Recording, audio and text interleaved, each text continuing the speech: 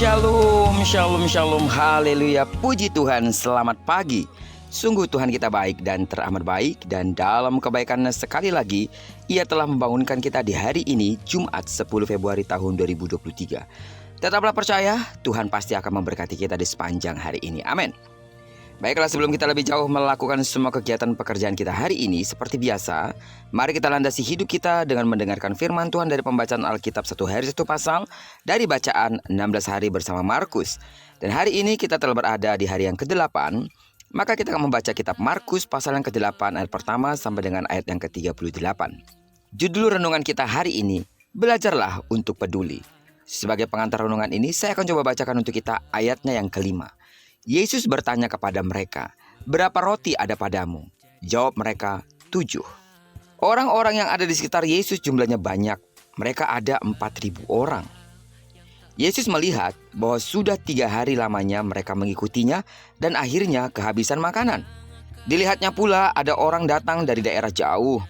Yesus merasa tidak mungkin membiarkan orang banyak itu pulang ke rumahnya. Yesus sungguh menaruh perhatian dan peduli terhadap mereka. Dia pun menunggu respons dari murid-muridnya dan berharap mereka peduli, tidak memikirkan dan mementingkan diri sendiri saja.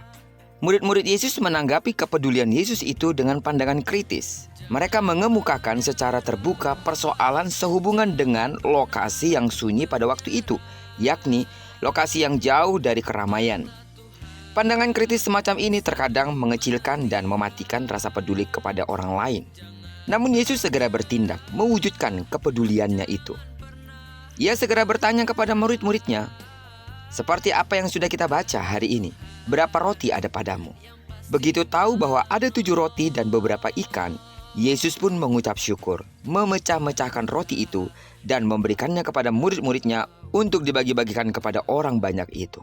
Orang banyak itu makan sampai kenyang. Persoalan yang mereka alami, yakni kondisi lapar, mampu diatasi dengan baik. Bahkan adanya sisa potongan roti sebanyak 7 bakul itu membuktikan suatu jaminan pemeliharaan selanjutnya atas orang banyak tersebut.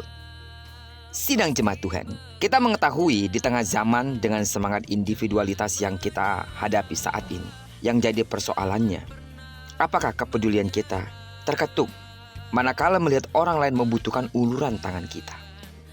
Yesus memberikan contoh dan keteladanan kepada para muridnya dan kepada kita hari ini. Kita akan memiliki kepedulian bila kita mengasahnya setiap waktu.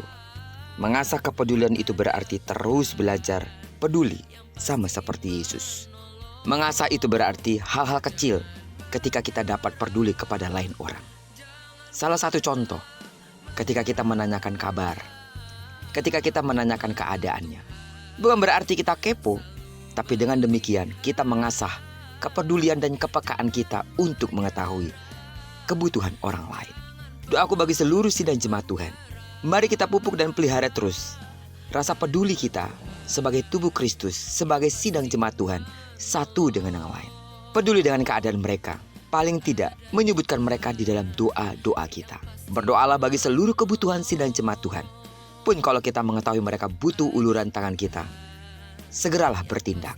Karena dengan demikian, kita telah memenuhi hukum Kristus, mengasihi orang lain seperti kita mengasihi diri kita sendiri. Sebab itu sekali lagi, lewat perenungan kita pada pagi hari ini, Tuhan mengingatkan kita, peliharalah terus rasa peduli kepada sesama kita, terlebih kepada tubuh Kristus, sidang jemaat Tuhan. Terpujilah nama Tuhan. Diberkatilah kita sepanjang hari ini, digenapi firman yang telah berjanji bahwa apa yang dikerjakan tangan kanan dan tangan kiri kita dibuatnya berhasil.